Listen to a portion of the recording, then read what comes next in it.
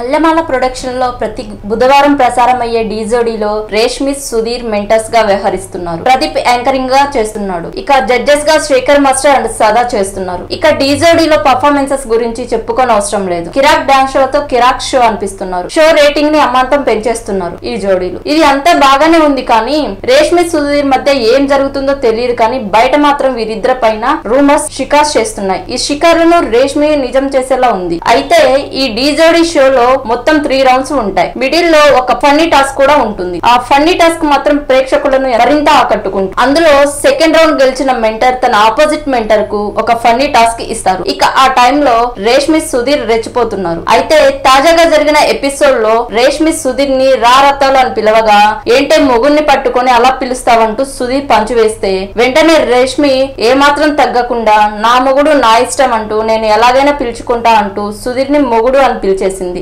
దాంతో సెట్ లో ఉన్న అందరూ షాక్ కి గురైపోయారు. మొత్తానికి రేష్మి సుధీర్ ని అలా పిలవడం సోషల్ మీడియాలో వైరల్ గా మారింది. ఈ వీడియో కనుక మీకు నచ్చినట్లయితే లైక్ చేయండి, షేర్ చేయండి, కానీ సబ్స్క్రైబ్ చేయడం మాత్రం మర్చిపోకండి.